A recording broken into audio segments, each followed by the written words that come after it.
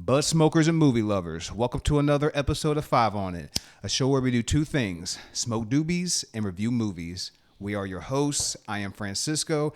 He is Sir Fraser. And on today's episode, a great episode, we are reviewing arguably one of the best movies of all time, according to some people.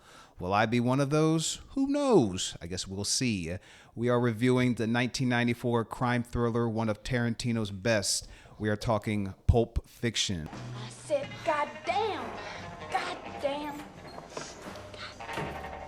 Well, before we dive into that, don't forget to leave comments below, subscribe, share, talk about what other movies you'd like to see us review, and talk about with your other bud smokers and movie lovers.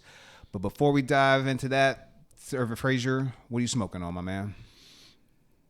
Man, so this is a new one for us, man. This is Dougie Blunt. So this is sativa infused blunt, and this is Durban Poison, man. This is interesting, you know. So I'm not usually accustomed to smoking blunts that have the glass tips, as opposed to like the plastic ones, or just the flower, whatever it may be, hemp, whatever it is.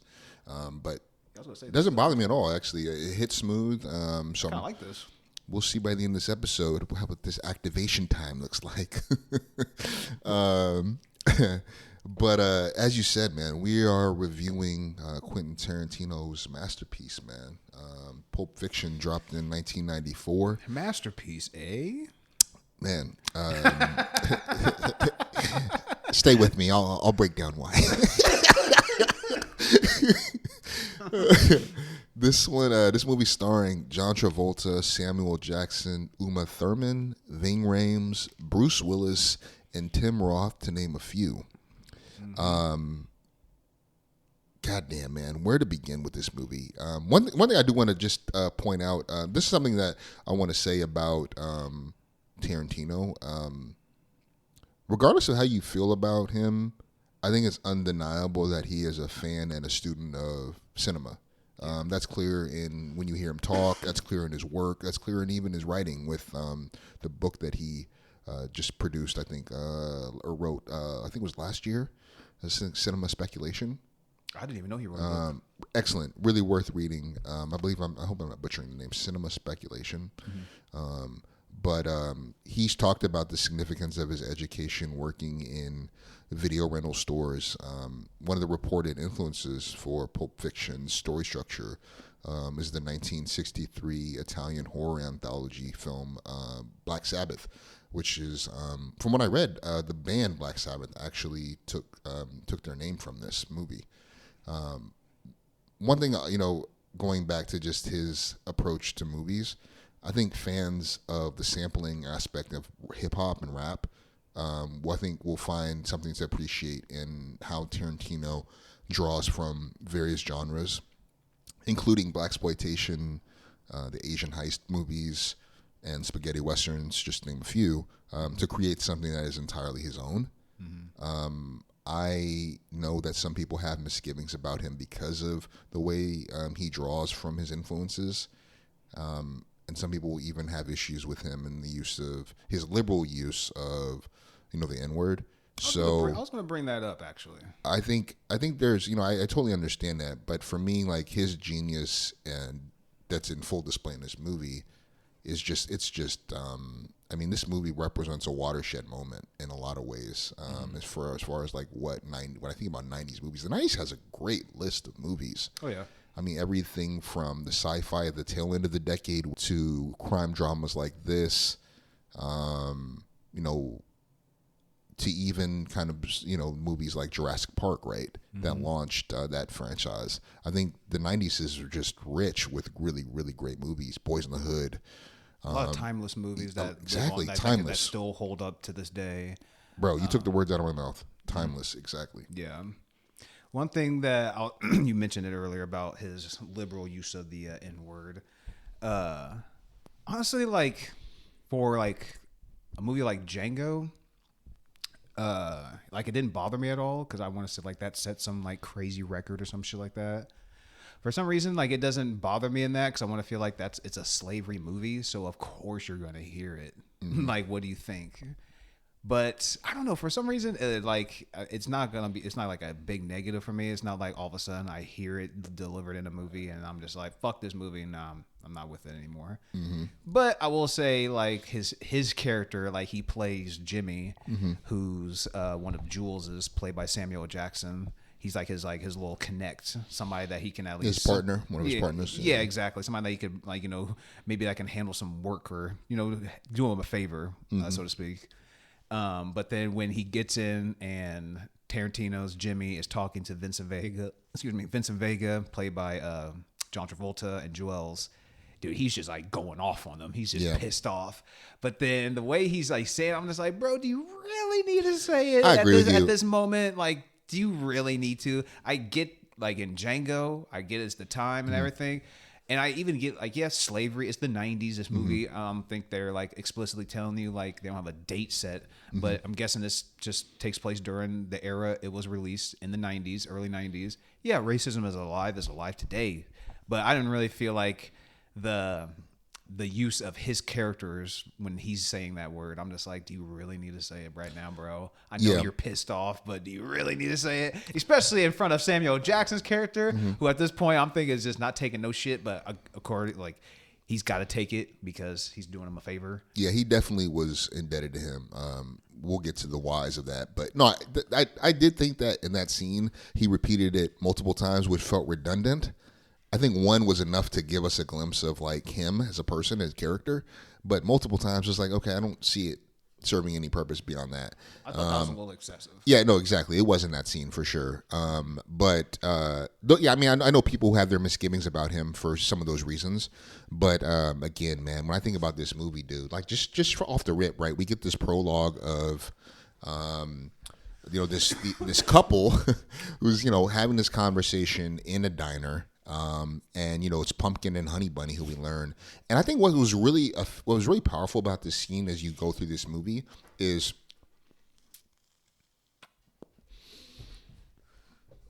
sorry, I had to take a little drag there.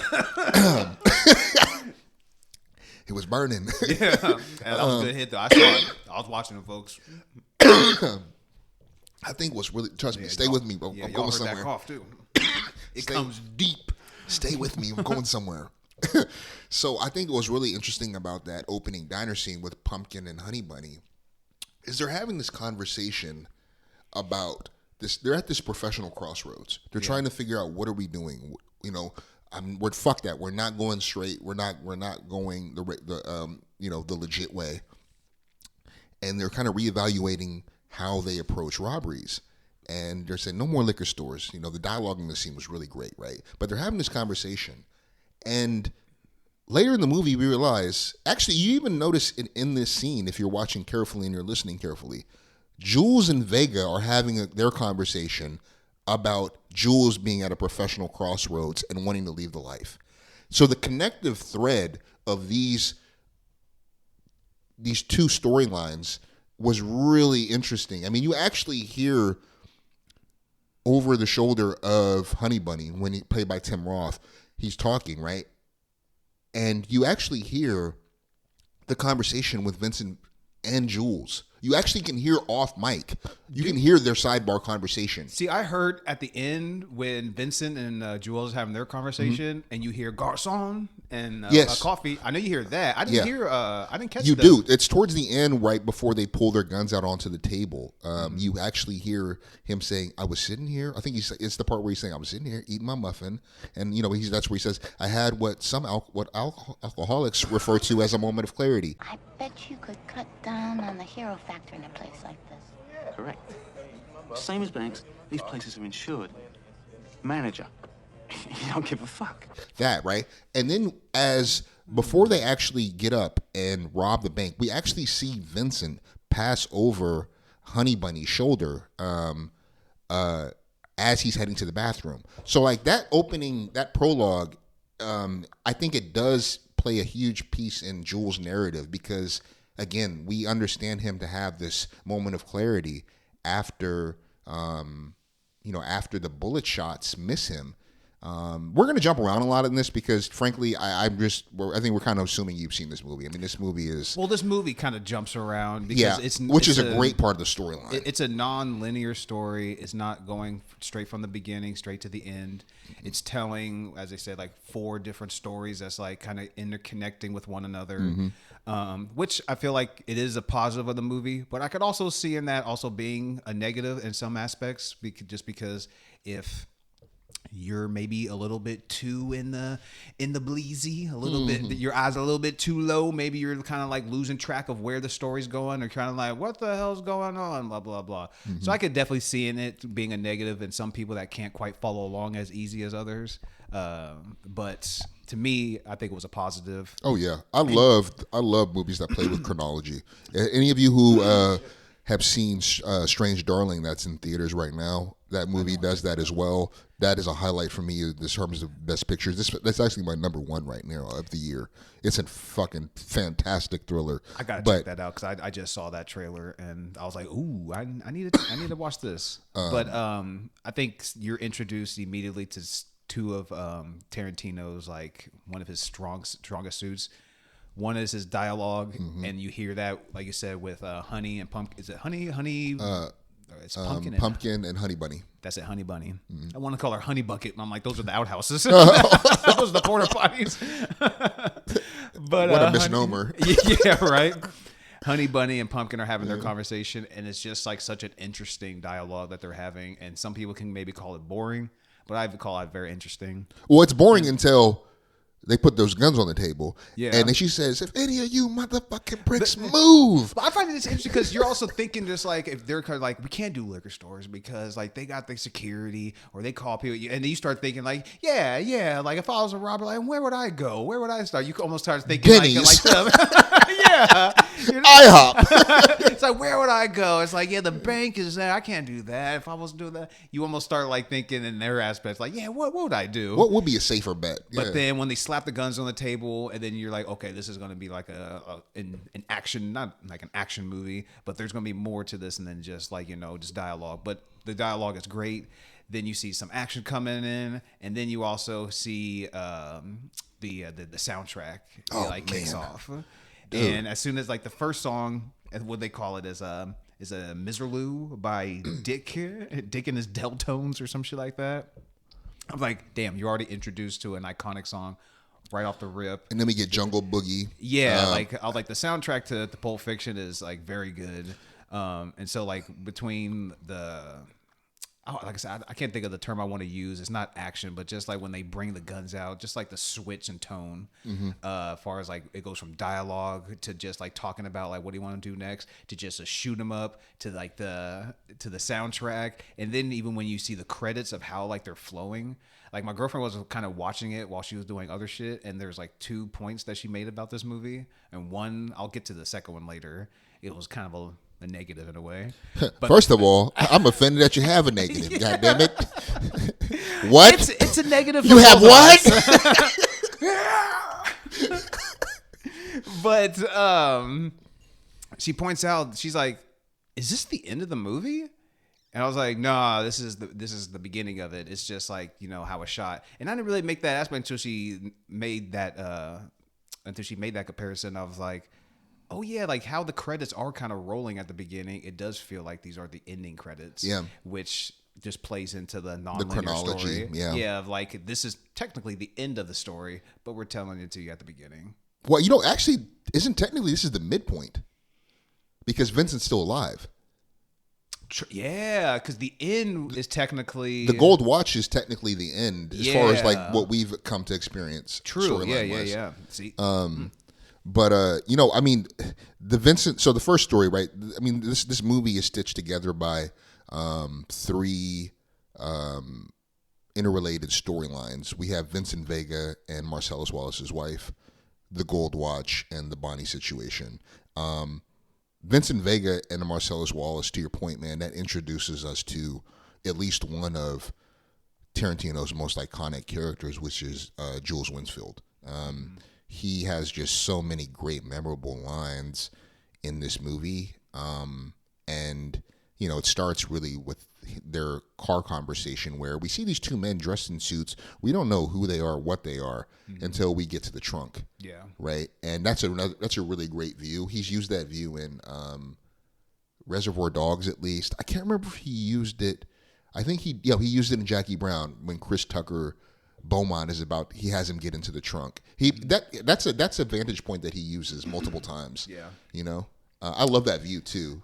Yeah, as they're getting the guns, he's like, we should have shotguns. Yeah, I was gonna say, like, even playing on like the dialogue, they're talking about like the foot massage. Like, they're talking about somebody got thrown out. Marcellus Wiley's husband, or Marcellus Wiley's husband. Marcellus Wiley ended up throwing somebody out of a window because they were allegedly giving his wife like a foot massage. And they're kind of talking about like how excessive that is, and is that like the right thing to do? Like, have you heard of anything like that? Like, would you give somebody a foot massage? Would you give a man a foot massage? Like, just like he's like, fuck you. I know. He's like, I'm the foot massage master. He said, I'm the foot fucking master. He's like, would you give me a massage? He said, I got my technique down and everything. No tickling or nothing. And then it just plays into like probably Tarantino's strongest suit is his writing. Oh, his dialogue. And just how he didn't direct this movie, so it doesn't follow along of like one of the movies that he's directed. But True Romance, he wrote that movie, he had a hand in it. And if you haven't seen True Romance, that's a great movie. And they have definitely moments of when they're just kind of sitting around, chilling, just shooting the shit. But they're making you so invested into just a couple of people hanging out in a scene where there's a living room or a bar or no matter where it could be. If Tarantino's writing it, he can make it interesting. Yeah. No, I agreed, man. His skill with dialogue is, to me, undeniable. It more often than not. At his best, and that this, to me, I think is his best. I mean, he just, man, he's very unique, you know? But what I was going to say, you know, with this storyline, you know, the Vincent Vega and Marcellus Wallace, you know, Vincent is anxious because he has been tasked by his boss to take his wife out for a fun time while he's out of town on business. And I love that line where he's like, they want me. He's like, you know, why are you asking about Big Man's wife? He said, oh, he asked me to take her out. And Jules like puts a gun like his hand, like, yo, take her out. He's like, no, just grab food, you know? Shit. And then, you know, from there we go into this apartment where this is a highlight for me visually, but we have the you know, Vincent and Jules are going to visit some of Marcellus's associates because they tried to fuck him over, their business partner. And the way that whole scene unfolds, man, is just...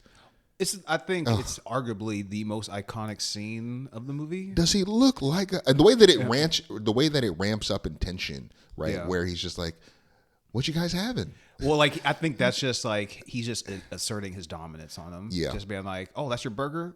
Can I have a bite of that wonderful burger? It's like, yeah, go ahead. And it's making it sound like, oh, I'm just being a nice guy. But it's like, no, I'm just going to take your shit.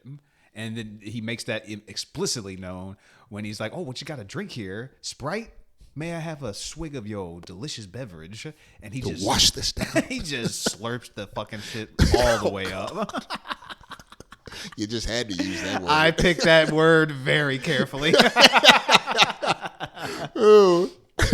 But the whole scene, I think, is, like I said, it's arguably the most iconic scene of the whole movie. Do they even say, though, how they fucked over Marcellus? Or was it just probably like... Presumably, they didn't give what was in the case. And this was one of the highlights for me in this movie, is when we see Vincent open up the suitcase, but we are never shown what's in it. We just see this gold glow, and we're all intrigued by like, yo, what is this? Like, what the hell? Dude, isn't that like their Sopranos? Like, did Tony die at the end? Like, what's in the suitcase? Did we ever? No, we never learned. We never learned what's. Well, not in the movie, but like, has like the writer, has Tarantino I mean. even came out and said like what was ever in that suitcase? I kept calling it a suitcase, briefcase. No. Well, you know, something to point out about that is the actual. So this is again kind of talking about the inspiration, you know, from Pulp Fiction and how he pulls from the past in order to create something new, right? And the way that he does like that, that was something that was taken from a movie from the 50s. It's a film noir called Kiss Me Deadly. And there's like, that was actually literally like that concept was lifted from that noir movie in the 50s. And, so like, I love like just, he keeps us guessing. Because, one of the interesting theories that people speculated that what was in there was Marcellus Wallace's soul. That was like a running theory that it was his soul that he wanted to get back because he had sold it or traded it. Yeah. And so, I mean, I like that. But I don't know that it holds water. I like that as like metaphorically, but I'm like, I'm gonna need something more literal. I need something I can hold, touch, feel. Balls. Yeah. Because like I don't know, we're part of a like they're picking up. I don't know, like. This is more of a grounded movie. If all of a sudden you just like, they're going to pick up a briefcase, you open it up, it's like glowing gold, and it's like, oh, it's a soul. Is it grounded though? I feel like this movie is pretty grounded. Like, it's not supernatural. It's not supernatural necessarily. Ask Marcellus but Wiley like, how supernatural that dick going through his ass was. It's like fantastical though. Like this shit is like everything that can go wrong will go wrong in this movie. That's what this is. Like by and large. And let me tell you something. Every time Vincent goes to the bathroom, some bad shit happens when he comes out. Nothing good comes from that whenever he comes out of the bathroom. Think about it. Mia, he came out of the bathroom. Mia OD'd. Came out of the bathroom. Jules is getting robbed. Come out of the bathroom. You got caught with the newsie. Oh, my God. Nothing good comes from this man coming out of the bathroom. Vince, stay out of the guy. Dude, and I remember when I was watching this and I was thinking, and Bruce Willis is going through like the apartment and shit. The apartment. When he goes back to his apartment to grab the watch. Oh yeah, when Butch does. Yeah. Oh man. man. And dude, he's like, he gets the watch and he looks around and it's like, these motherfuckers ain't around. I'm good. It's like, dude, just get the fuck out of there. Uzi. You were so pissed off at your girl for getting the watch, which. It was pretty hilarious how like he flipped the fuck out. Then he starts calming down and he's like, all right, it wasn't your fault. Blah, blah, blah. I should have did this and that. And then they cut to him in the car again. And he's flipping out again. Oh, yeah, I'm he's like, pissed. dude, that is so true. How like you would just maybe flip out on your girl maybe too quick. Not get that crazy, obviously. But you're like, then you realize you're like, okay, I got a little too aggressive, maybe I just like jumped the gun a little bit. Yeah. And then you get to by yourself and you're like, oh, fuck it. No. Like that scene was so fucking funny of how it was just like edited together. But it's like, dude, I mean, when he gets to the apartment, you were popping Pop-Tarts. Yeah. They're not even regular Pop-Tarts. I'm guessing you couldn't get the licensing for it. But you pop these Winco store-bought, these generic cinnamon strudel things. You pop that bullshit in the fucking toaster. It's like, bro, get the fuck out of there. And then you almost got fucked up because you see the Uzi. And then Vincent just hops out of the bathroom.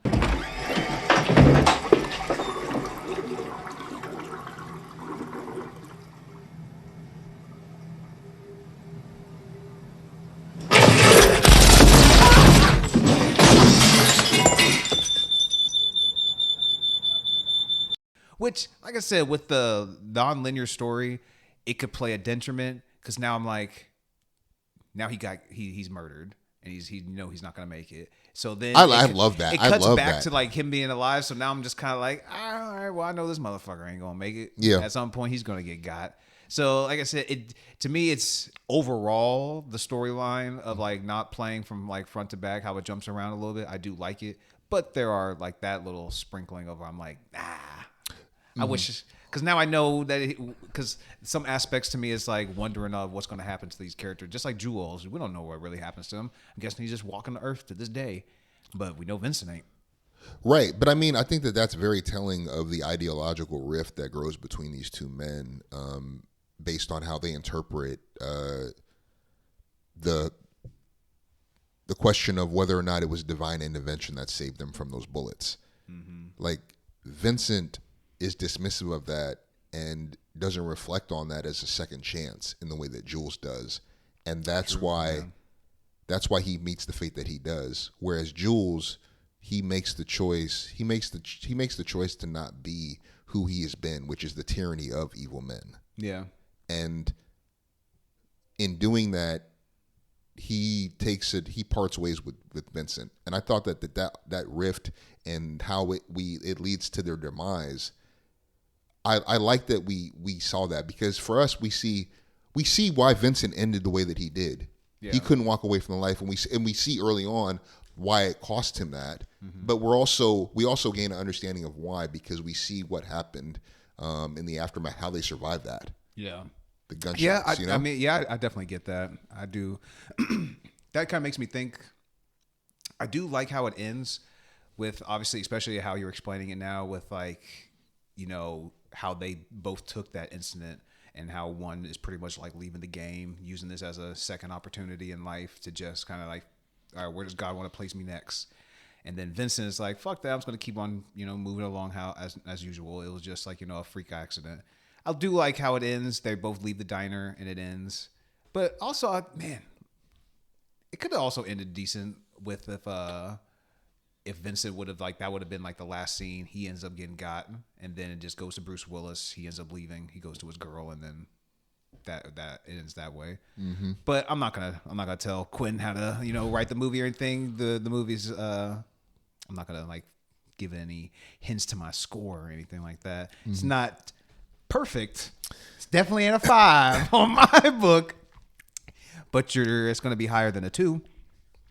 I'll give you that. Moving right along.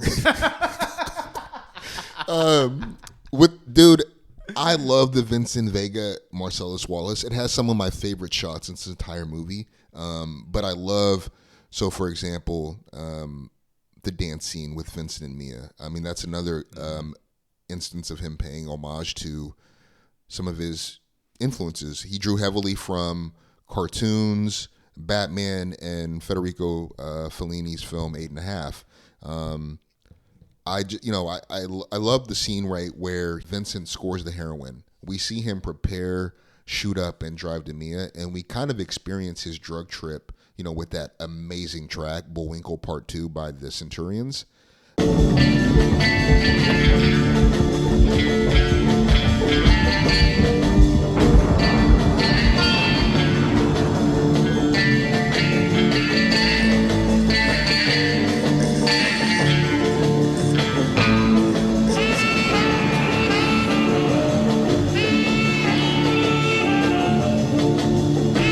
I think that scene is so effective for me.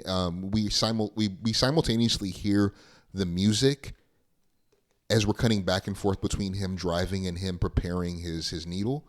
But we also hear him actually preparing the heroin. We hear the sounds of that. And so like that kind of like, it just added like this kind of grainy like realism to it, that scene. Mm-hmm. And, you know, we're seeing him like doing this, right, to kind of calm his nerves. But, you know, he pockets the score of heroin. And after they go out to dinner, she comes back. He goes to the bathroom. And she, mistakenly thinking that the heroin was cocaine, which she has been using all night, she snorts it and fucking ODs. And, dude, any thoughts on that scene before we get to when he gets to the house? His dealer's house? No, I mean... when he calls him, are you calling me from a cell phone? Well, first, like, I liked how it was just cutting back and forth to, like, they show her, she's just kind of dancing. Mm-hmm. And whatever song she was playing, like, I wouldn't catch myself, like, probably listening to that song in my free time. But that song fit so well for just, like, what she was doing and, like, just the tone of the scene. Mm-hmm. But how it would cut back to Vincent and he's just in the bathroom, because they have a moment when, like, she comes back, they're kind of dancing because she's holding the trophy. They obviously won the contest. How dope was that dance scene? Well, Come I mean, on. It's the twist.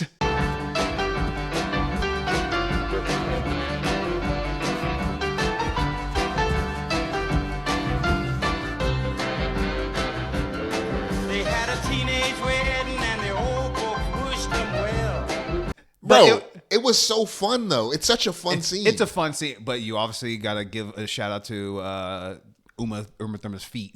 Tarantino has a thing with fucking feet. Yeah. Even when you get introduced to Mia, he has a thing with the feet. And was the taxi driver that picked up Bruce Willis when he ran out, was she barefoot too? They have a quick cut when the taxi driver cuts or is like pushing her foot on the pedal, and I just see like just toes. I'm like, maybe she's wearing heels, but I'm like, oh my God, Quentin. Enough with the fucking feet already. But the dancing was good. It was adorable. It was cute. I can get with it. They're doing their thing. It's definitely for the time too as well. Yeah. I even like the restaurant and like the whole look of everything. Oh yeah. And how she's like, there's 2 Marilyns, and they're like, no, that's Marilyn, and that was I forget. I can't remember her name. Was, but they have the moment where like they're coming back to the house and they're dancing. The alarm goes off. There's sexual tension there. Yeah, I was like, there's something going here because they're kind of staring at each other, and they were already talking about awkward silences, and he was like, is this another one of those awkward silences? And she's like, I don't know what to call this. And I'm like, ooh, boy, you better watch out, dog. And he's even thinking that, too, because that's when he's like, Trying to I got to go to he the got bathroom. himself to talk in the bathroom. Yeah, I got to go take a piss, but he ain't Go gonna home, take a piss. jerk off. I did. That's what he's like. I'm going to go home, jerk off. That's it. That's it. And that's all you're going to do. I'm sure dudes have definitely had those conversations when you've probably been in the room with a chick that you probably should not be in the room with, and you're just like, I just got to get the fuck out of here. I don't know what's going on. What am I doing here? What am I doing, man? Get the hell out of here. We've all had those The talk. conversations. The internal talk. Yeah, with conversation. ourselves in the bathroom, like, in the mirror. But the whole scene was great. They have definitely a great chemistry with one another. But this also teaches you to, if you play with your nose a little bit, maybe you should ask before you dabble, because you might do something that your body can't handle. Big facts. And I mean, the scene where he carries her into his dealer's house, and they get the felt pen. Mia's ODing.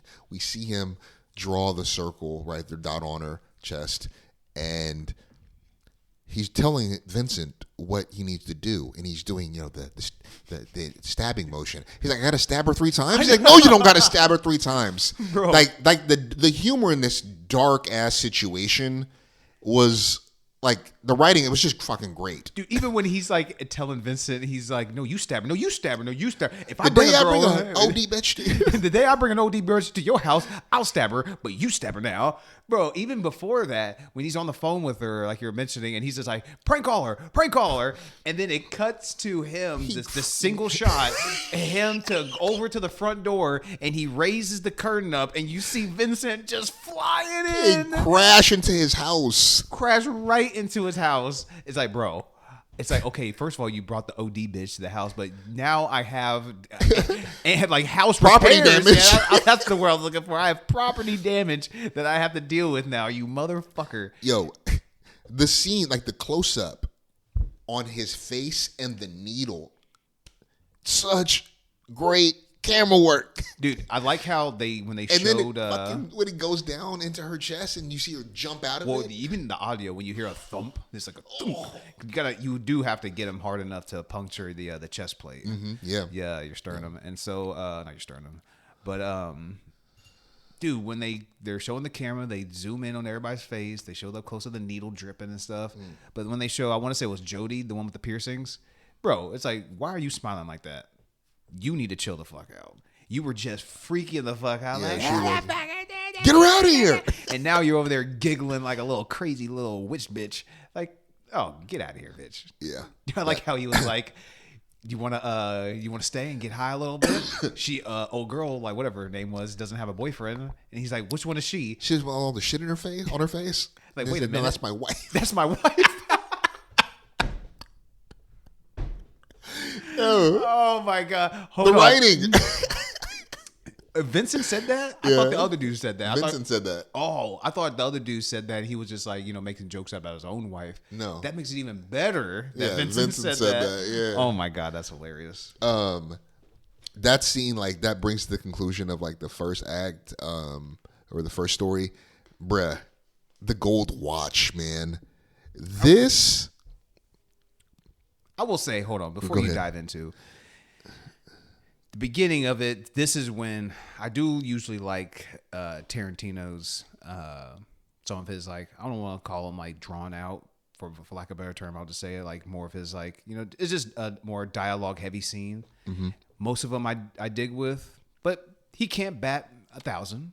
Some of them are going to be misses. And this one was just a little bit of a miss, at least when he's like, what's his name? Marcellus? Who played the Butch's dad, or not his dad, but the Christopher army guy. Walken. Christopher Walken, that's it. When he comes in and he's talking to young Butch about the watch and everything, to me, I was just like, oh my God. That's when I felt a little bit like, all right, this can just speed up a little bit, up until the point when he was like, yeah, he snuck it through his ass for 5 years, and then I snuck it in my ass for 2 years. I was like, where the fuck are we going with this story? And then I was like, whoa, what? Wait, what?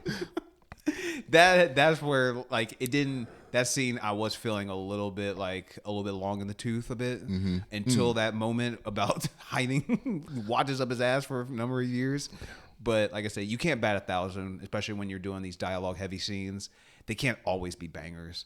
And this one was just a slight miss. It wasn't like super boring.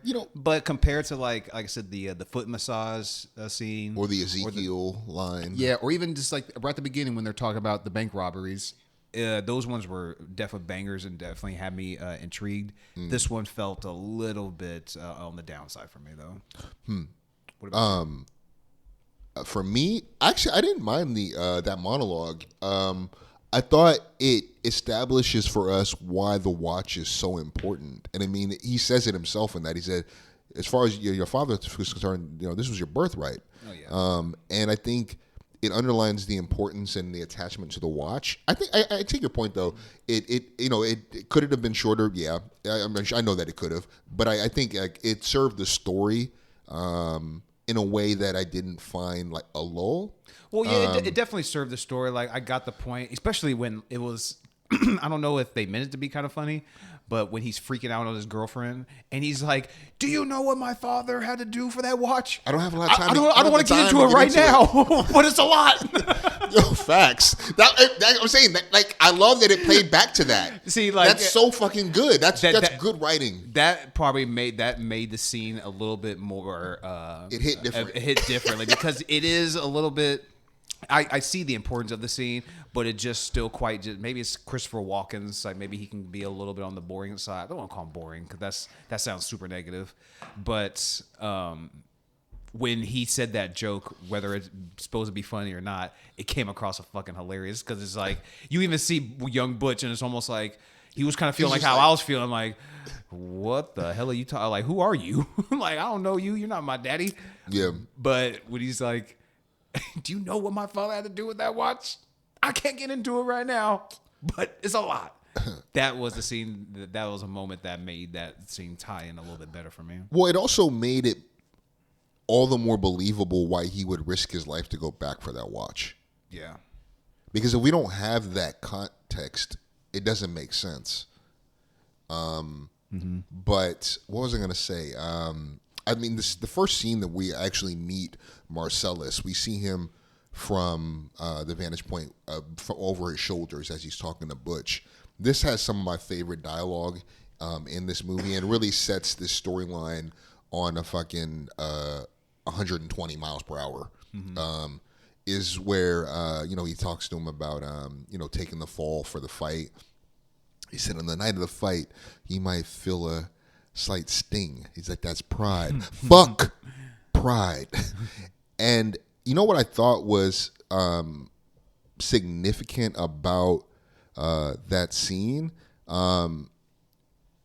is that, during this, power, the role of pride is really important for this character to me because it surfaces in this conversation. And I think from throughout most of this movie, we see him operating from a position of power over everyone that's in his orbit. Yeah. Everybody. Yeah. And by the end of the story, we see him in a powerless position after he's been sodomized by Zed. Like, I mean, we see him at a position of powerlessness, and that's like a very foreign in terms of how this character has been established. Mm-hmm. So I thought that little arc within this particular the Gold Watch narrative storyline was really interesting to see play out. Yeah. God, Zed. Dude, what did as soon as you said Zed. I mean, dude, when we actually, after he kills Vincent, he's in the car. He's like, that's how you're gonna keep keep ahead of them. They keep underestimating you. Pride is that part for him right now. Yeah. Right? And then who do we see? Fucking Marcellus walking across the street, stops. I love that from that moment on throughout the rest of the scene. I thought the storytelling was, wow, horrific, excellent. Like everything from him hitting him with the car, them helping him up. You get the overhead shot of him close up. Yeah. Dude, I just like when you see Marcellus and he's kind of coming to, and he's just like whips out his gun. What happened? And he ends up accidentally shooting this like other lady in the fucking hip or like the thigh or some shit. I forget where he shoots her. Yeah. But you just see Bruce Willis also just running across the street trying to get away. It was like an intense like cat and mouse scene, but you just don't realize the danger that they're just, which lends to a little bit of clever writing. Like out of all the shops they wander into a dude that's about to sodomize. We'll edit that out. Like when you just like walk into that night when they go into there, and then he's even like delivering a couple of blows to him, and he's you like, "Feel that, big boy? You feel that? That's pride. That sting? That's pride." And then that dude, I forget what his Maynard or something like that. Yeah, something like that. Man, you see him and he whips out a shotgun, and it's just like. You would think you just think he's probably just like, a normal shop owner, just a little citizen that doesn't want no tomfoolery going on in his shop. But then something is a little bit strange when I'm like, wait a minute, that dude is not dialing 3 digits. He's dialing a few more digits than 3. So who is he calling? And he says, the spiders caught a couple of flies. And as soon as I'm like, oh no. Because, dude, this is a part of the movie where, like, I haven't seen it front to back in a number of years. And so I remembered seeing them tied up and stuff like that. Bro, with the fucking ball gag. Yo, when you cut to that, you're just like, oh no. Yeah. Bro. What? I was just like, oh, what the fuck is going on? But then, like, old boy comes in.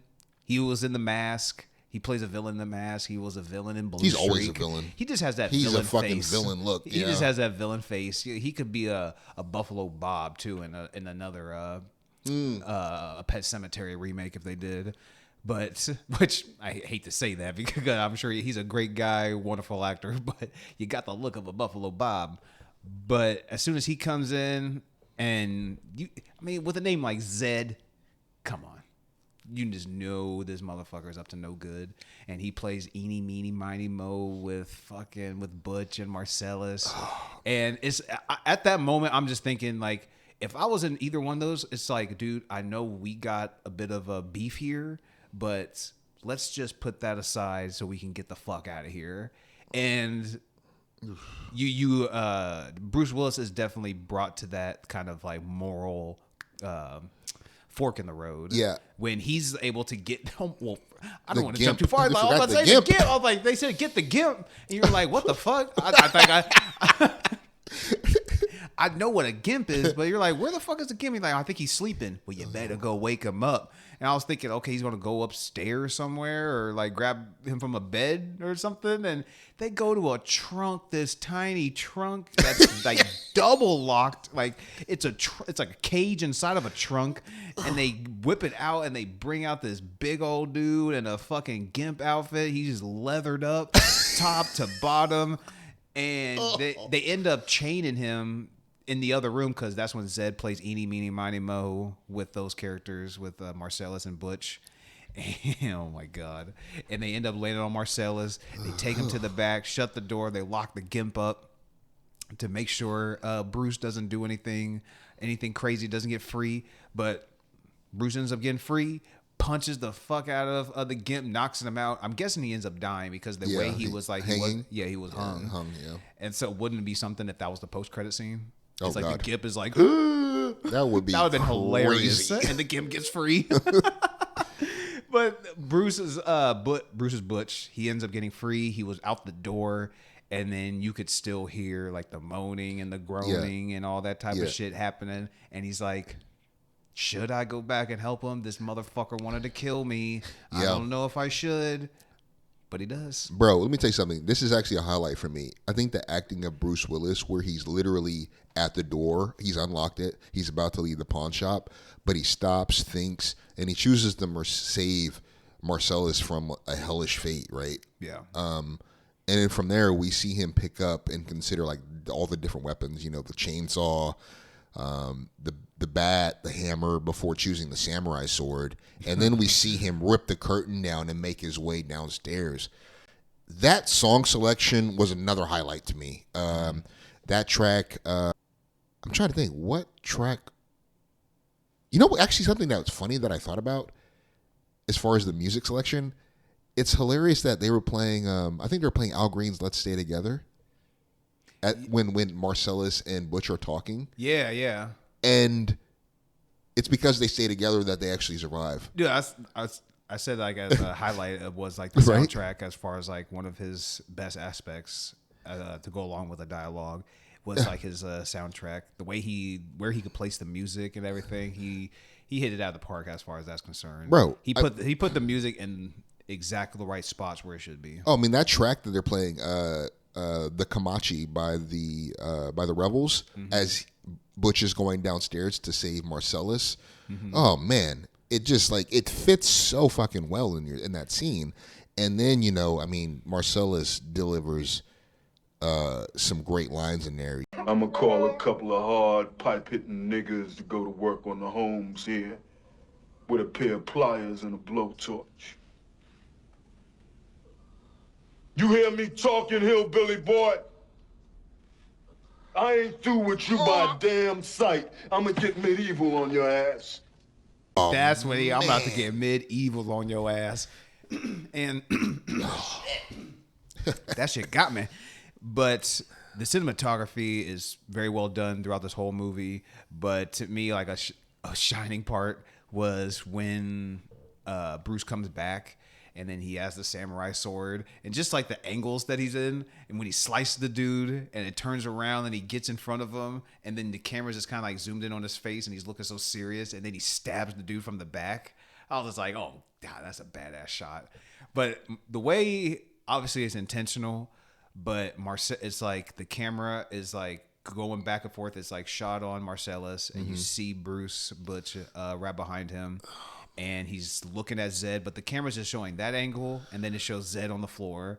But it's like Marcellus is not taking his eyes off of Zed, not one fucking bit. Bro, and like the actual scene when we're following Bruce down into the basement, and he opens the door, and you see Zed sodomizing Marcellus. Oh my God! Like you when like hearing it is one thing, and like in my head, I'm thinking I like, was like, I can't do it, bro. They show him pounding him. Bro, it's like so shocking to see. Like it's hearing it is one thing, but then when you actually see it, I'm like, oh no, Marcellus, no. But it's so fucking horrible. But Butch is not going to let him go out like that, thank God, and he saves the day. But then when they're having their little final confrontation, he's just like, yeah, so like what's up with us? And he's like, as far as I'm concerned, there is no us anymore. Like, you just need to leave town. You stay gone. Stay gone. Your pass to LA is revoked. Do never show your face ever here again. But also the shit that's happened here stays here. Nobody needs to know a damn thing that's happened here. So let's just do those two things and we're good. But while Marcellus is like telling this to Butch, he is not taking his eyes off Zed. No, he's like, I'm not letting you get away, not one bit. I'm gonna call 20 of the homeboys come down here. Is he pretty much saying like he's coming down? He's gonna call 20 homeboys to do the same thing to him, or to like fuck him up? He had so it's like, you got 20 homeboys that would do this? I was like, yo, this is because if I was part of Marcellus's crew and all of a sudden they're like, all right, Cisco, come down here. I got somebody I want you to take care of. You're like, all right, motherfucker, what's up? You're like, yeah, pull his pants down and get to it. I'm like, whoa. I mean, I just know that's not what I'm the killer, not the thriller. Zed's remaining moments are gonna be very pain filled. Oh, full of pain. and deserving. I'm gonna say deserving above all, because you pull some shit like that. Oh, bro, you are about as Marcella said. I'm about to get medieval on your ass, bro. I love the way that story ends. You know, Butch gets the hell out of there with his girlfriend. But yeah, man, and you know, I guess last but not least, the Bonnie situation. Who was Bonnie? I'm trying to. Oh, that was Tarantino, Jimmy's wife. Yeah, that's it. Yeah. This got so many really great scenes for me, man. I think most of the scenes with Vincent and Jules are highlights for me. I think those were the two highlight characters. You know, of this. I mean, you're Bruce Willis and I'm about to say Marcellus and Ving Rhames. They all do their thing, but to me, the shining stars of this movie are Samuel Jackson and John Travolta. Those two characters, they work so well together. Whether they're cleaning up fucking brain matter in the damn car, or just chilling in the car talking about foot massages, bro, it don't matter. Even like when they're about to go, like I quick jump to the beginning when they knock or before they knock on the door, and he's like, "What time is it?" He's like, 7:22. We're a little early. Let's hang back a little bit. And they just go walk a little bit down the hall, and then they just continue their conversation about foot massages. Yeah. And it's just like, yeah, these are two psycho fucking murderers. Who knows how many bodies they have to their name. But they're just like talking just like just average Joes. Yeah, exactly. It really did that. Tarantino has a way to humanize even like the most sadistic of characters. Well, I mean, I love too, like as that conversation ends, he said, "Come on, let's get in character." Yeah. And I mean, I love the scene, dude, when they are in the back of the car cleaning up. God, that was so funny. He's like, you must have went over a bump or something. Is it Marvin or Marvin? I'm sorry, played by Phil Lamar, you know, legend. He's like, "Oh man, I shot Marvin in the face." That scene was just nuts. This happening in broad daylight, the insanity. But when again, like the dark humor in that, he's like, "Oh man, I actually shot Marvin in the face." Bro, it just happened. That's not a oops.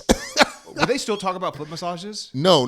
They had already left the place. They had already got the briefcase. Well, no, I know, but it's like they were talking about something, and then that's when he turns around and he's just like, "Would you do blah blah?" Yeah, that's when Marvin. They're driving. They already got Marvin. They're driving. Yeah, but what were they talking about? Why did he turn around? They were talking about whether or not that was divine intervention.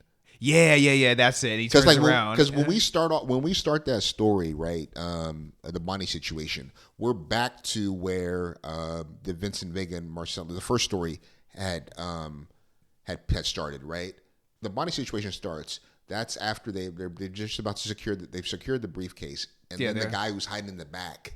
Yeah, comes out and unloads. Yeah, they've already done that. They've already done the divine intervention. And they gun him down, yeah. But like they aren't hit, and this guy literally unleashed on them. He couldn't hit a fucking thing. It's another thing where I'm like, how did that happen? I'm like, this Jerry Seinfeld looking at this motherfucker. Yo, for real. Bro, I'm like, no, this looks like diet Jerry Seinfeld.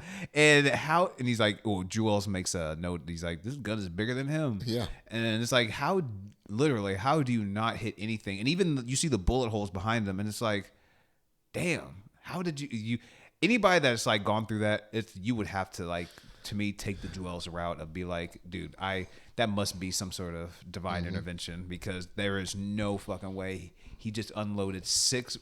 Was it a full clip? 6 bullets? At least 4. I want to say I saw at least 4. It might have been a full 6 rounds, and then not one hit you. It's like, damn.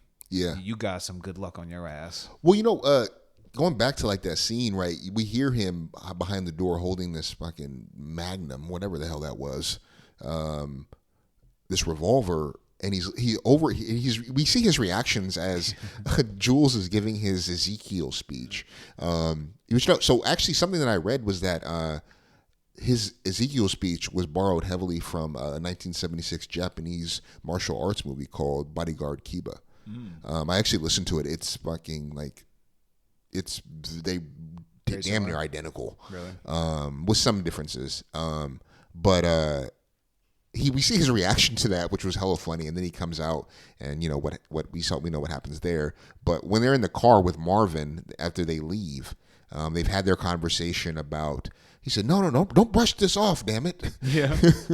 Don't blaspheme.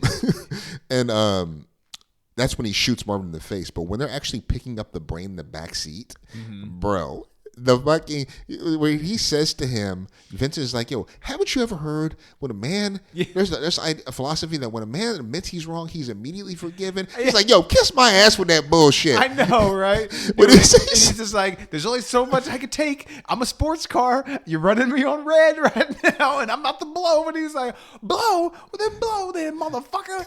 You ready to blow? Yeah, I'm ready to blow. Well, I'm a mushroom cloud laying motherfucker. Every time my fingers touch brain, I'm Superfly TNT. I'm the guns of the Navarone. In fact, what the fuck am I doing in the back? You the motherfucker should be on brain detail. Hey, yo, when he says to him, Oh my God. He's like, matter of fact, what the fuck am I doing out here? He said, we switching roles. He said, you picking up this nigga's skull. yeah, and I'm cleaning windows. Dude, Yo, that would have been the first thing I would have addressed. I'm not picking up skull. Oh yeah, dude, you are. You shot him. You're picking all that nasty ass shit up, bro. Even like when you see it, everything, it still look disgusting. But you're also introduced to Harvey Keitel's character, the Wolf, who's just like this smooth operator. He comes in and he's just like a fixer. He could just like whatever you need done. You're in a jam, I can get you out of it. And he's just like cool, calm, and collected. Even like Jules makes a. I keep on calling him Jules, like Joel Santana. It's just Jules. Even Jules makes a note of it when he's just like, when Vincent says like, well, you can say a little please to that. And the Wolf is just like, what? And even when he's like given some shit by Vincent, the Wolf is just smooth, calm, doesn't like even get too loud with him. Even adds a little pretty please with sugar on top at the end of it. In the fucking car. But because if I was him, I'd be like, fuck you, motherfucker. I don't need to say please. Either get the shit done or I could bounce and then you could deal with it. What do you want? He's like, I just don't like to be bossed around, man. It's like, shut your ass up. Bro, this is not the time to hear. I want to hear about this right now. God. I'm here to fix problems. Then when he makes them strip at the end, they clean the car, make it look decent to at least get it on the road and not have suspicion. And then the Wolf makes them strip clothes because they're covered in blood. And God, this is when I forget. It's like, oh yeah, we're way past John Travolta's Saturday Night Fever days. Got to see that pasty white body and them fucking tits he's got on him. Like Jesus Christ. My mind did not even go there. That's fucking hilarious. Bro, when I'm just like, oh God, this is not what I want to see right now is a shirtless John Travolta. I'm like, ugh. Well, that scene is really fun, but I even like the scene where they're in the bathroom washing their hands, washing the blood off. And like the argument they have over the hand towels. It's like, yo, now what if she was coming here and see this? I used the same fucking soap you did, and when I finished the towel, it didn't look like no goddamn maxi pad. Now, what if he was to come in here and see his towel like this, Vincent? It's shit like this that's gonna bring this situation to a head, man. Bro, that's some shit I would flip out to if I was like, if those were my towels and my homeboy just like, oh, just wipe his hands off and I can see the dirt on on the towel. I saw you get them wet. He's like, I washed them. Well, obviously not well enough, motherfucker. He's like, how did I wash my hands and I didn't leave all those Looking marks? like a damn maxi pad. Like a maxi pad. And he's like, well, maybe if I had a little bit of lava. And I'm like, lather up. Is that what he said? Like, he want to lather up? It up. Oh my God, man. He said that's like, but I'm seeing like that scene is so fucking good because like when else are we gonna see that? Yeah. Two hitmen like trying to clean up and like yeah. Well, I think this is like the perfect type of movie to like showcase stuff like that. Oh, because a scene like that's probably not going to fit in every Hitman movie. And I don't need to see it in every movie. Right? Yeah, no, you don't need to see that. But like it fits so well in this movie, and you also need the characters to like really make it work. One movie that quick segue is did you hear this new movie called? I want to say it's called The Wolves with George Clooney and Brad Pitt. Oh no, but it looks good. Yeah, I haven't seen it. I want to check it out because I want to say it went straight to streaming. It might be on Apple Prime TV. or something. Oh, it might be Apple. Yeah. Yeah.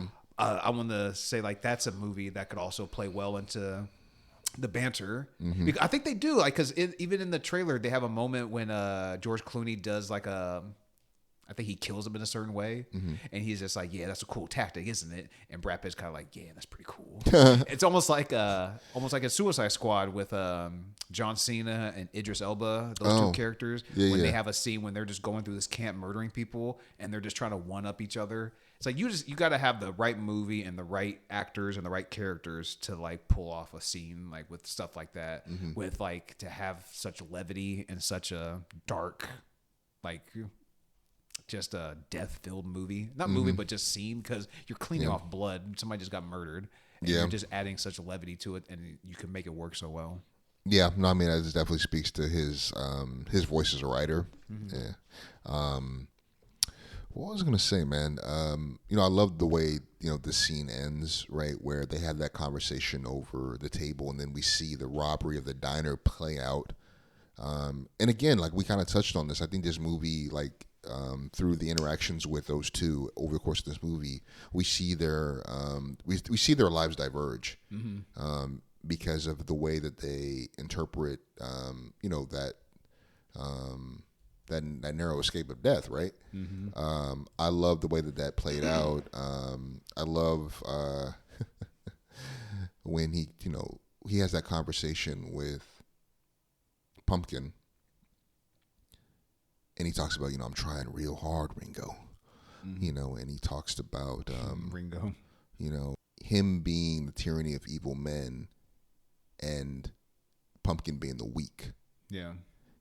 And the way that he gives that money to him and like kind of buys his life so that he doesn't have to kill him. I thought it was just the writing of that scene was really good, because I thought it really established like the inner conflict of Jules' character and gave him more depth. Yeah.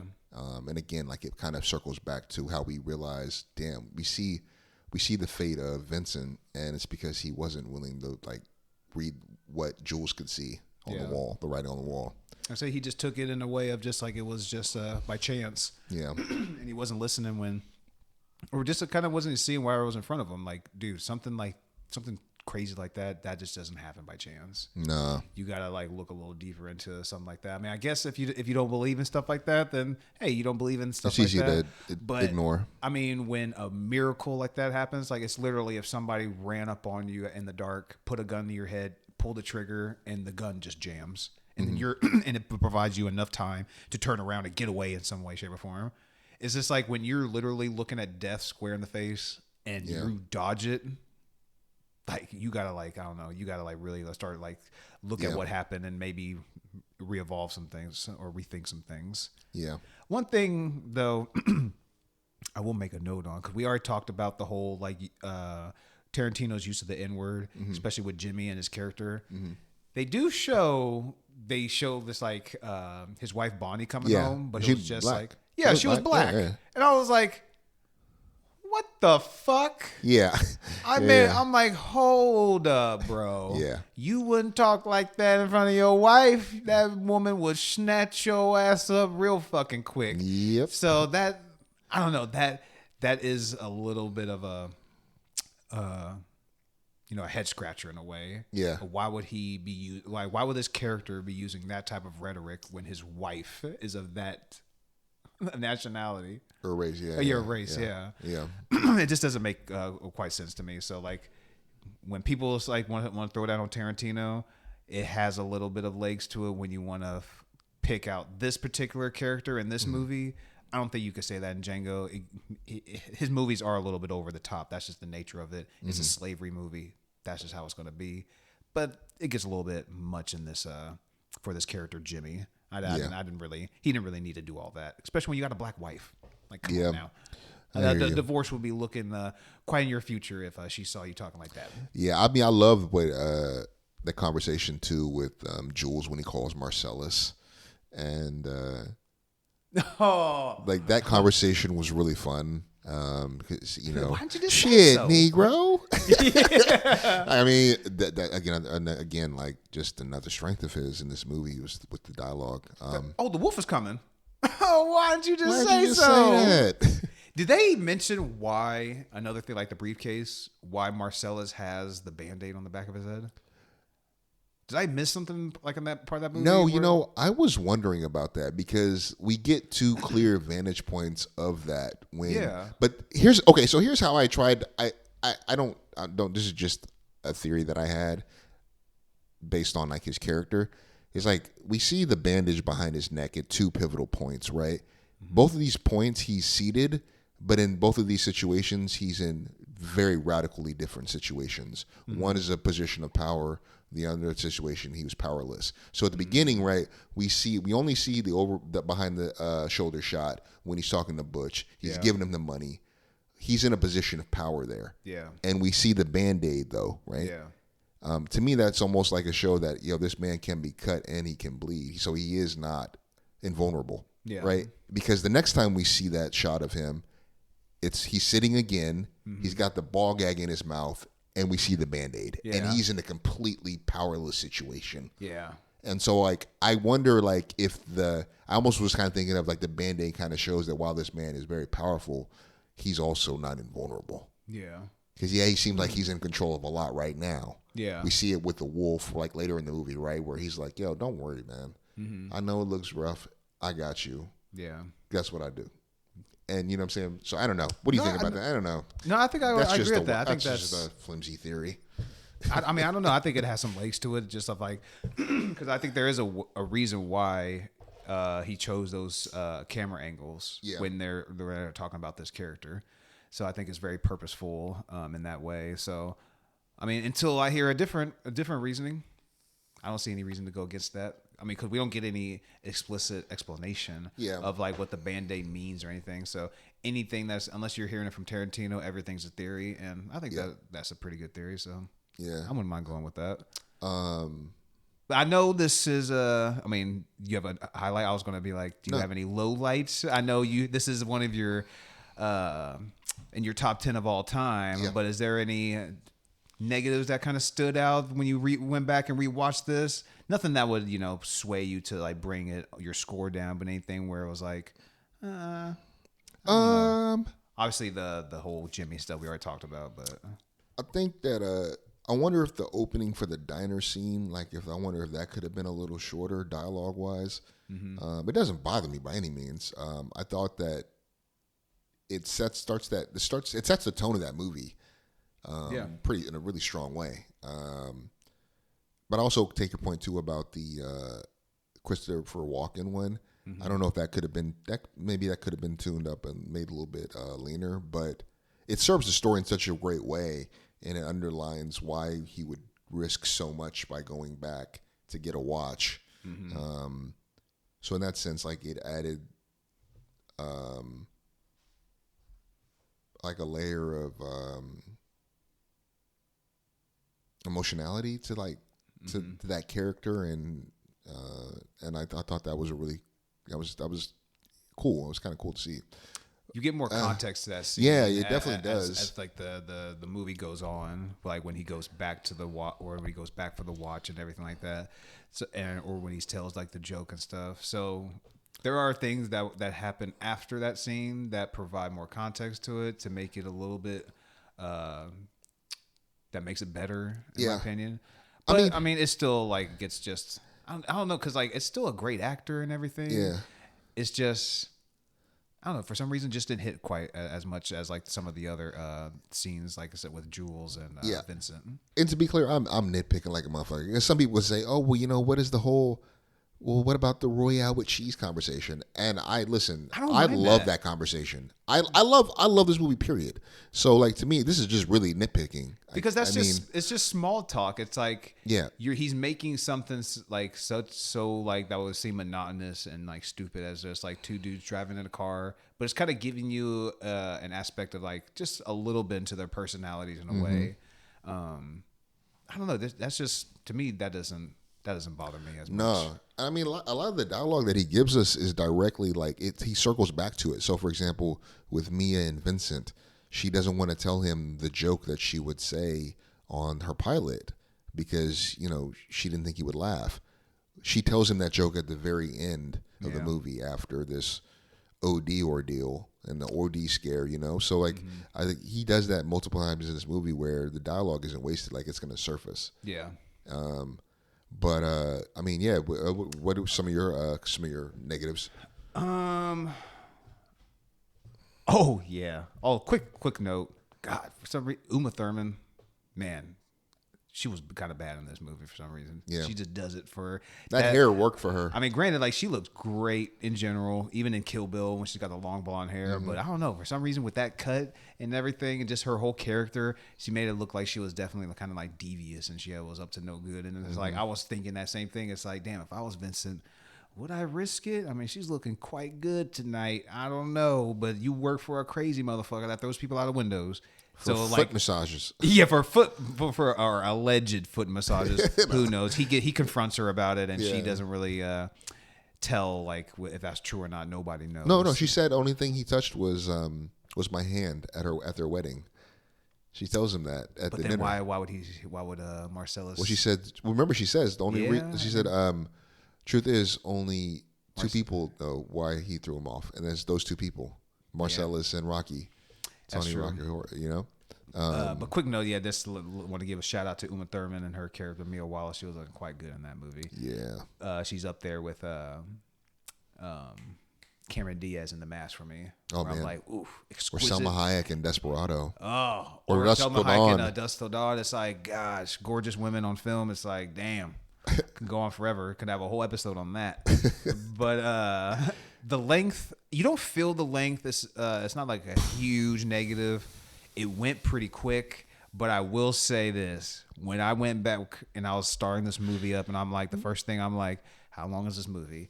When I saw 2.5 hours, I was like, fuck.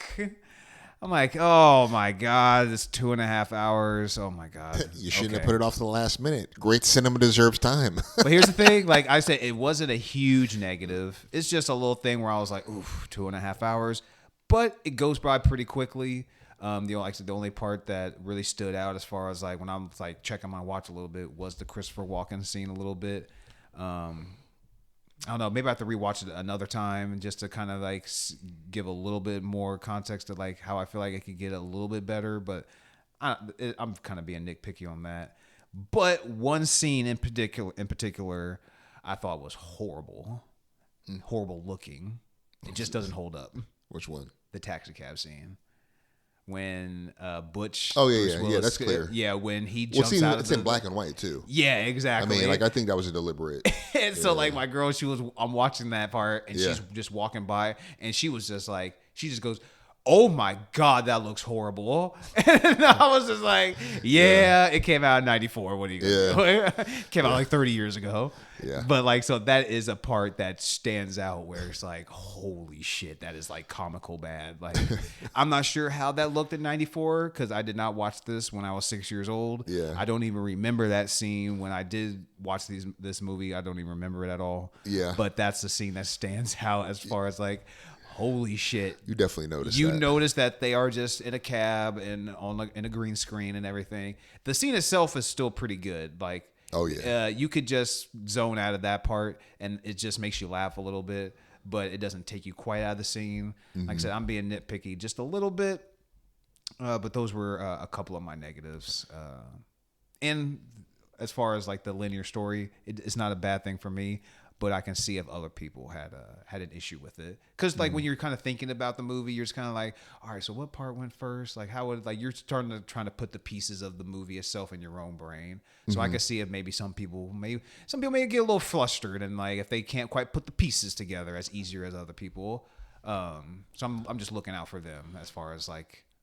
yeah. You know, just trying to like watch the movie. Maybe you can't just like follow along from beginning to end. They jump around a little bit. Yeah. I mean, you have Kind of like to, in this podcast, we jump around a little bit. We puff on the green a little bit. We go here and here with our highlights a little bit. this is but true. by the end of it, you know everything wrapped up into a nice bow. No, for sure, man. This was, this movie, man, special. So you want to go in the Yeah, go man. in the scores? You want to kick us off this time? Yeah, I'll kick us off. We're talking about a 1.5. Nah, I'm fucking. I know You like this it's podcast? the last episode, Done. ladies and gentlemen. No.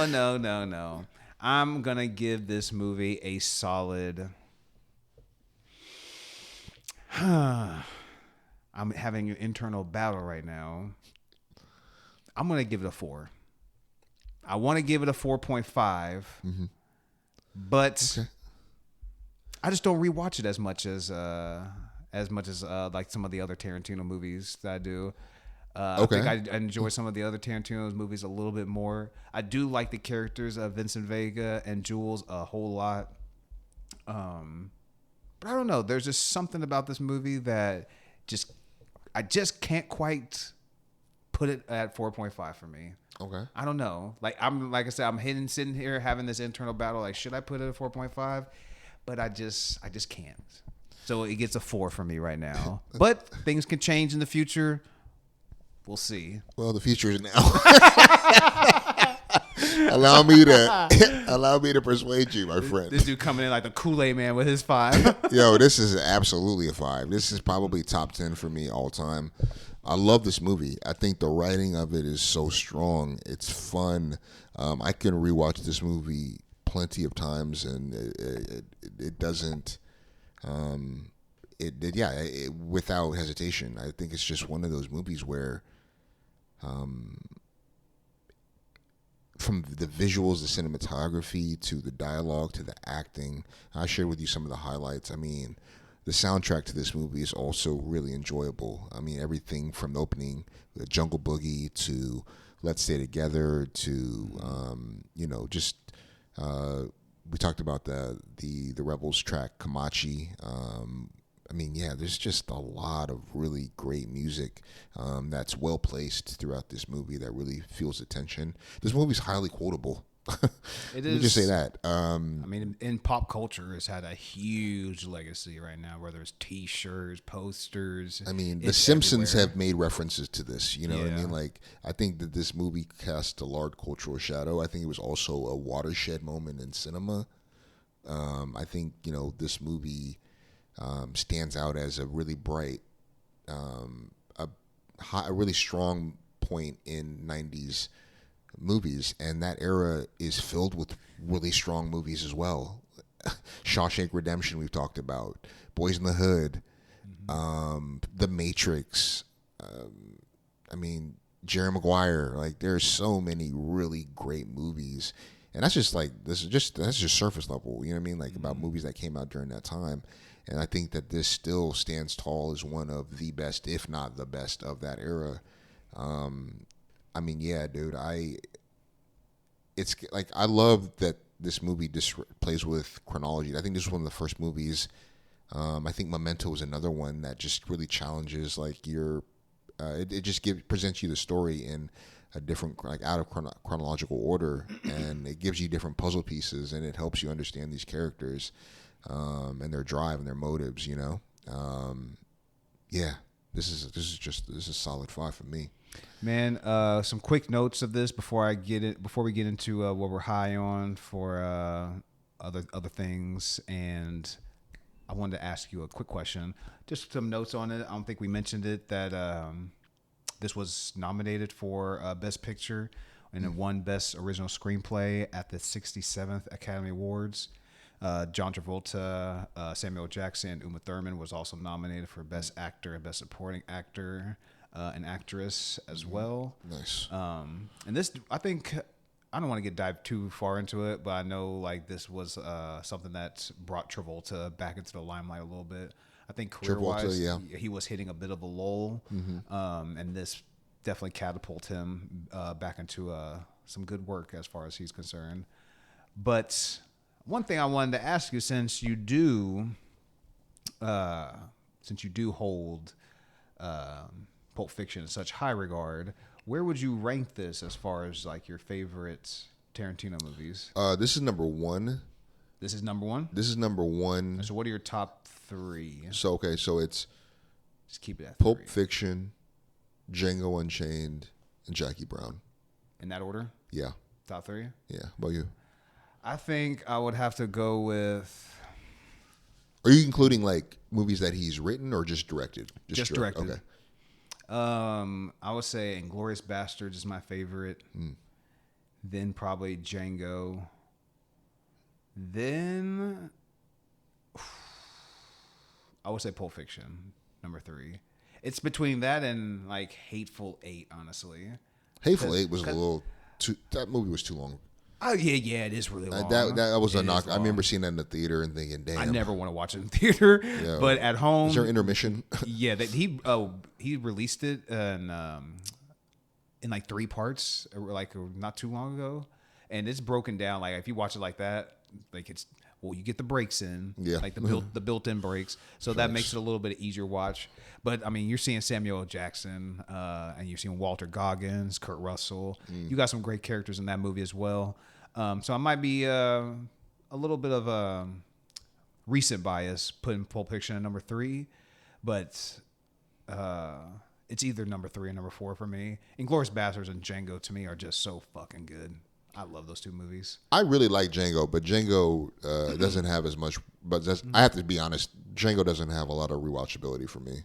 That is true. It's because of just it's just some of the scenes. It's just a little bit darker for me. That is true.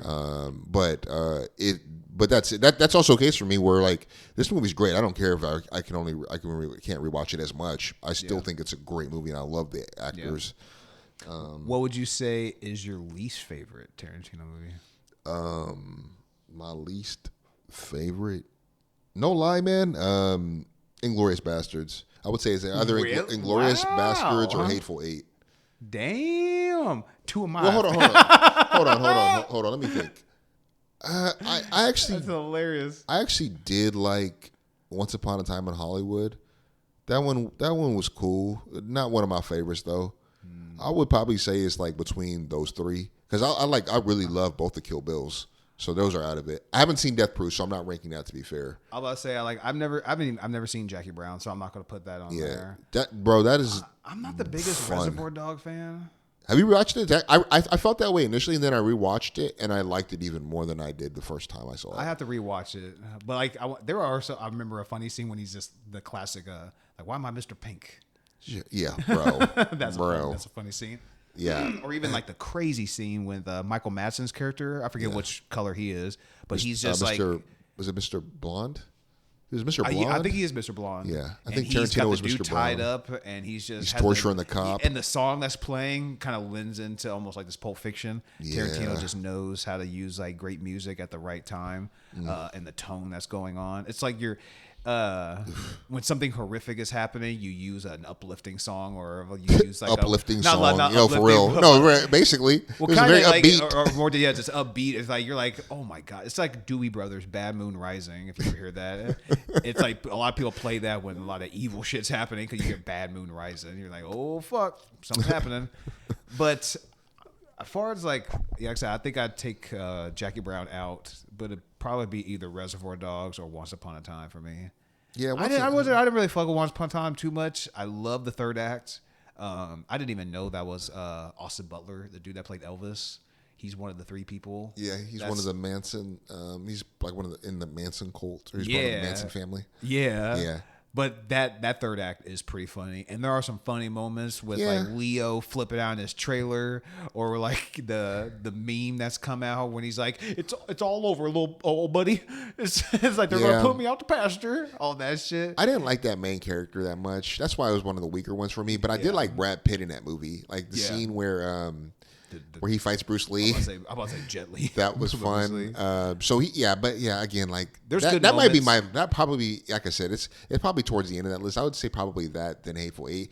It's not that I don't like Inglourious Basterds. I mean, I need to go back and rewatch it. It's been years since I watched it, but it kind of seemed like that movie was a little overrated. Maybe that's. I haven't seen that movie. You should go back and check it out, bro. To be fair, I don't even remember if I finished that whole movie, seen it all the way through. I was just like, I don't know about this. You're going to watch it and be like, you know what? I think this is better than Pulp Fiction. Don't hold your breath. Don't hold your breath. Oh, my God. You definitely should give it a rewatch. I'm just waiting for the day you're like, you know what? E.T.'s better than John Wick. I've seen the light. Well, it's better than the first 3 movies. First 3 John Wicks. Okay. I don't know if I can put it over 4. 4 just blew my mind. Oh man. Oh my God. But what are you high on right now? Man, what am I high on right now? Aside from this blunt, I mean, nothing new really. I'm looking forward to Gladiator 2 that's dropping in November, coming up this month. I need to see The Substance. I've been thinking about that for a minute now. The Demi Moore movie. That's something that's been on my mind. I still haven't seen Saturday Night yet. I want to see that. I don't know if I've been catching the theater. There's also some older movies that I've been wanting to just go back to, man. Yeah, just some noir movies that have been recommended to me from the 50s that I've been thinking about. So we'll see. Nice. Yeah, what about you? What's on your radar? Right now, there are 2 movies that I'm still trying to get out to the theaters and see before they pull them. One is the third Venom. I know it's maybe had a bit of a mixed reaction to it, but I'm a decent fan of those movies. So I want to go and check that out before that comes out of the theater.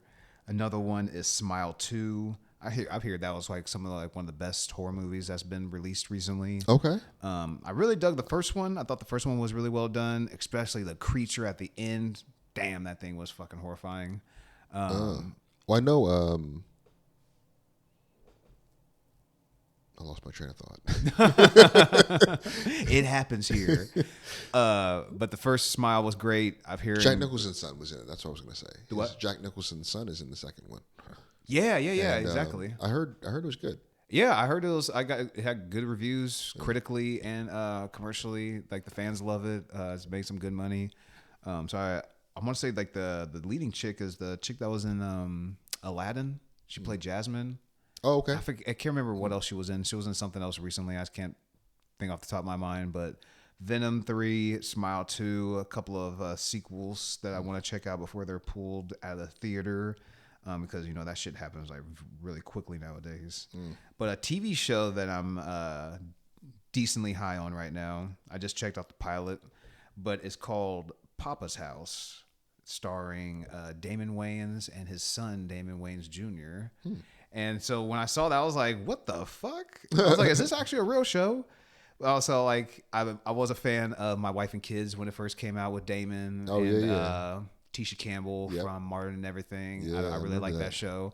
So just to see Damon leading another sitcom, I'm very interested in that, to see him paired up with his son. I definitely am a fan of the father. The son can have his moments. I haven't seen him in too many things. I did see him in that movie, like Let's Be Cops, I want to say. Oh, yeah, I remember. And I thought that was actually okay. It was all right. I remember that. It had some good laughs.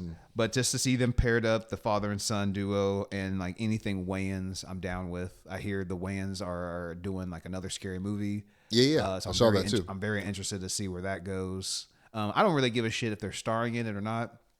But they said Marlon, Sean, and Keenan are definitely going to have their hands in it. So whether they're going to be in front of the camera or not, I really don't care. But as long as they're involved in it heavily, not just by name, but as far as the writing. So interested to see where that goes. But Papa's House, I've seen the first episode, and it actually had me laughing like some decent moments.